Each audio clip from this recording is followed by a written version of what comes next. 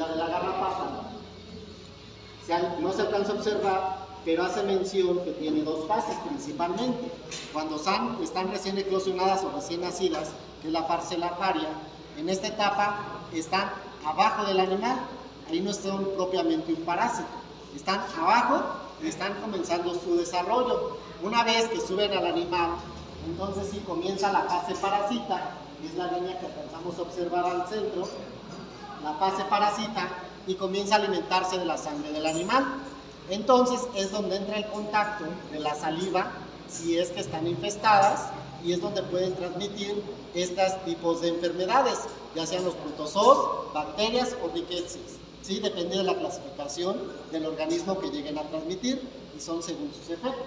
Por lo tanto, continúa el ciclo de vida, llegan a depositar una sola garrapata adulta hasta alrededor de 1500 hasta 5000 huevecillos, una sola.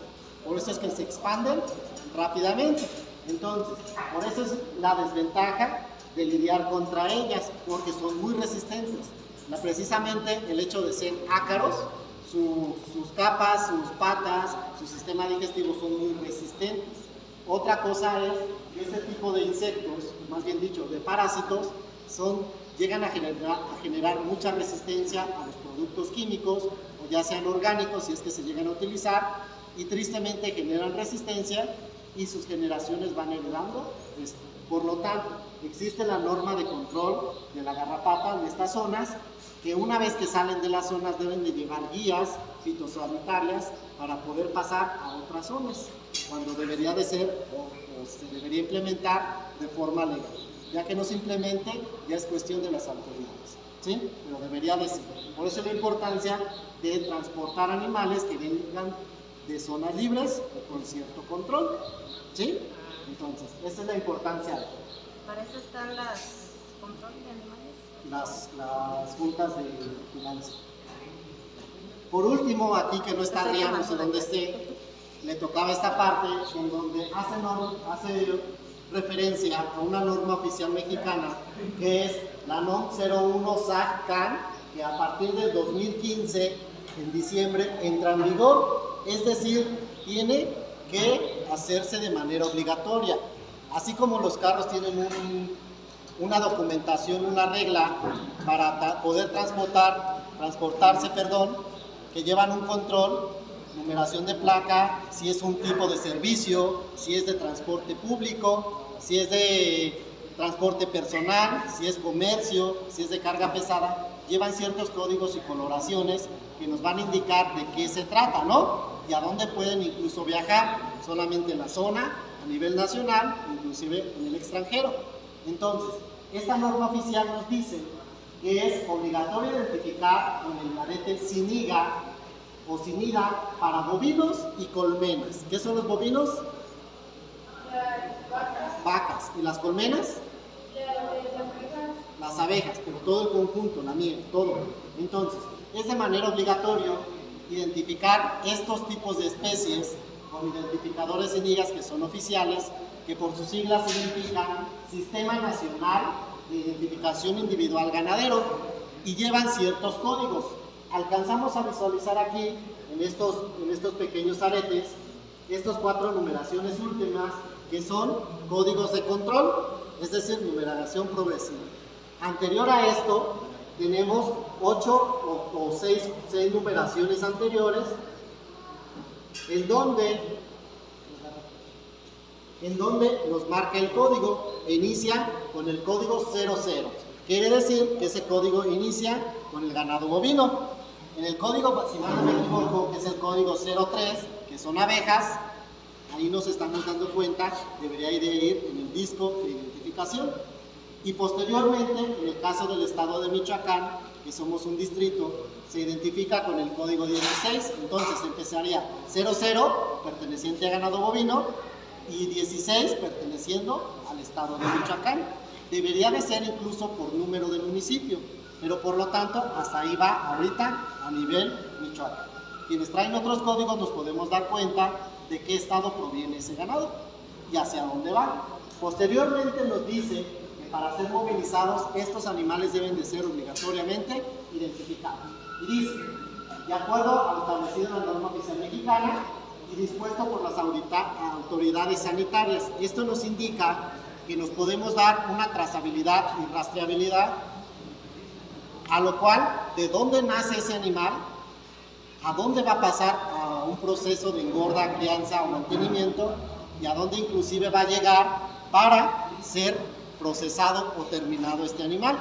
Una vez que se sacrifica, los cortes, todo lo que se obtenga de este animal, a dónde se van a destinar, cómo se va a procesar y a dónde va a ser el destinatario final, empaquetado, fresco, procesado, etc. Entonces, esta sería la trazabilidad, de dónde surge y a dónde llega. Entonces, otra cosa muy importante aquí dice que se encarga de identificar los bovinos que son de manera obligatoria. ¿Cuáles otros son obligatorios? Abejas, principalmente.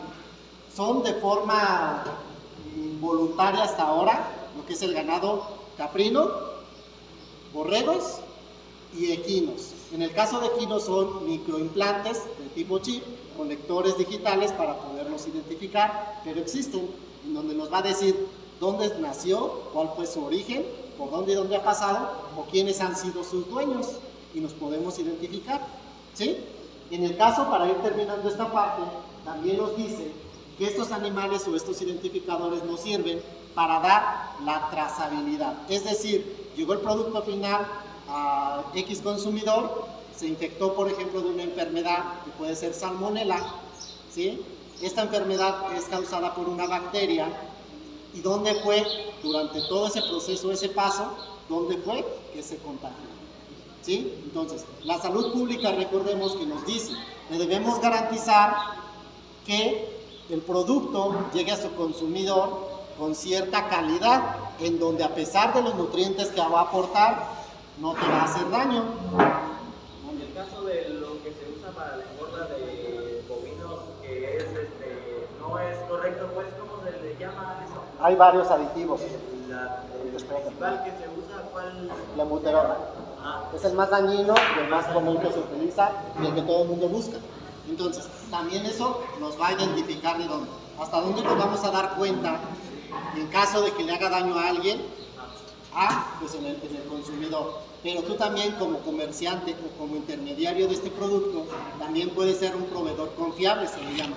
Hay una certificación en donde tú, como intermediario, procesador de estos productos, puedes certificarte y decir: yo voy a comercializar, a procesar estos productos, pero voy a garantizar al público que no le va a hacer daño, que desde donde yo adquiera mis insumos, materia prima, sea proveniente de lugares sanos y bien habidos, y también que al momento de procesarlo y comerciarlo no te vaya a hacer daño.